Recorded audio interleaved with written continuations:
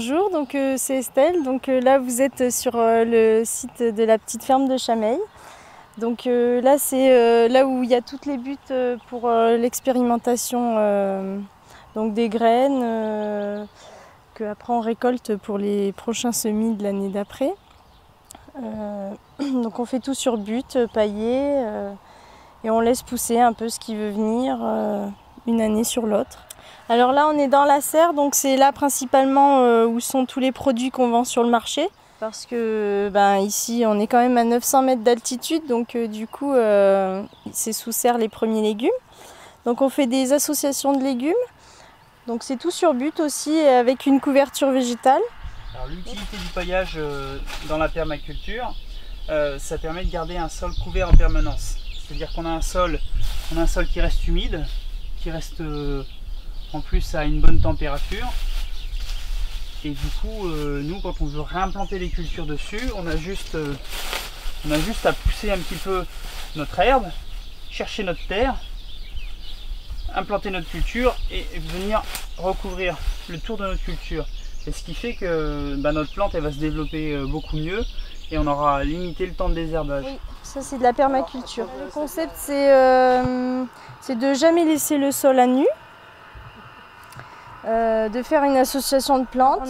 Quand on a fait nos buts, on a apporté du fumier de l'année précédente et uniquement c'est tout. Après on arrose avec de l'eau de source et c'est tout. Je vais vous faire voir les chèvres.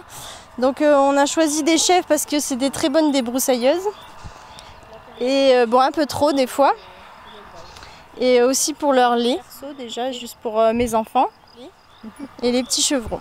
Voilà. Là on peut aller voir les vaches. C'est une salaire la première et après c'est des Highlands. Donc les veaux sont croisés, 3 femelles et un taureau. Et le taureau il est mélangé Highland salaire. Et 2 petites velles. Le choix de cette race là, l'Highland elle est très rustique, elle vèle toute seule. Et la salaire elle est aussi rustique, mais un peu moins quand même. Paysan solidaire, donc en fait c'est que je fais pas un revenu avec mon exploitation.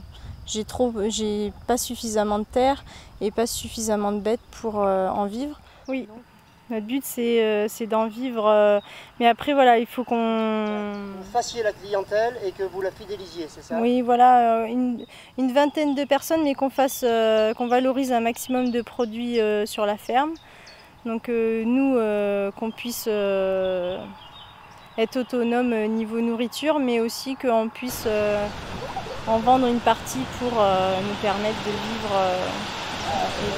traction animale exclusivement et après tout à la main bien sûr. Je ne sais pas aussi qu'il y a aussi au niveau revenu qui pourrait être le tourisme aussi, les visites. Oui, les gens sont très demandeurs, on nous demande régulièrement, les écoles, tout ça, mais après il faut énormément de normes de sécurité, tout ça.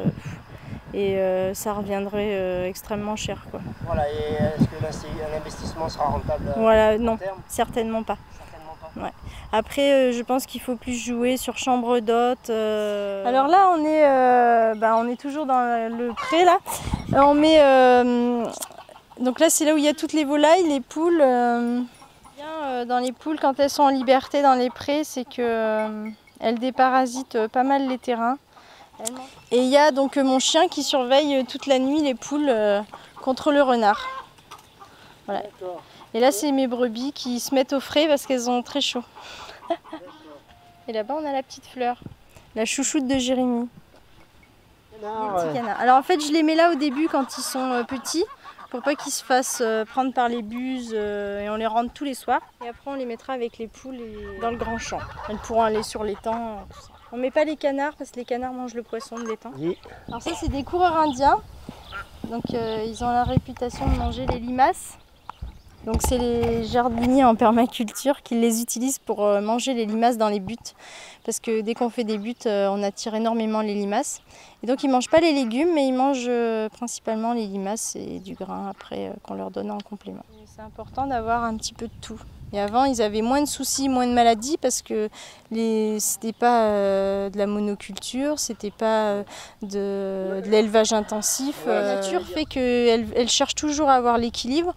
Donc voilà, s'il y a un surplus d'une espèce, elle va chercher pour diminuer cette espèce. Là, on arrive sur les parcelles de maraîchage. Donc on a 5 bandes de 9 mètres de large sur 100 mètres de long, avec des bandes d'interculture de 1 mètre où on laisse de l'herbe naturelle. L'intérêt de ces bandes, c'est pour avoir de la biodiversité. On s'est rendu compte qu'en fait, le fait de laisser des bandes d'1 mètre, on avait des carabes, on avait des oiseaux, des petits amphibies qui restent aussi présents sur le terrain pour y nettoyer les limaces, enfin les nuisibles en fait. Donc pourquoi l'attraction animale au sein d'une microferme? Tout simplement parce qu'une microferme elle doit être autonome, et si on est dépendant des carburants, enfin principalement des énergies fossiles, on peut vite se retrouver coincé. Donc l'attraction animale, elle a 2 choses. L'une, c'est l'aspect environnemental, puisqu'on a un développement de la vie du sol qui est beaucoup plus rapide et qui est beaucoup moins détérioré par l'utilisation du cheval. Et après, c'est l'aspect d'autonomie, puisque le fait d'avoir un cheval qui est l'énergie même de la ferme, ça permet d'être indépendant des énergies fossiles. Alors le but, oui, c'est d'arriver à en vivre, sachant qu'aujourd'hui, on est quand même obligé d'avoir un petit travail quand même à côté. Après, à terme, je pense que quand on aura trouvé un rythme de croisière, on va dire d'ici 4-5 ans, on doit être, je pense que financièrement, on doit être bien. Jusqu'à partir du moment où on a visé l'autonomie sur une micro-ferme, où on fait notre viande, nos légumes, on a quelques abeilles pour faire un peu de miel, si vous avez supprimé votre charge de course, au final, un petit revenu peut vous suffire à payer les quelques factures que vous allez recevoir. Voilà, nous, on le voit plus dans un aspect,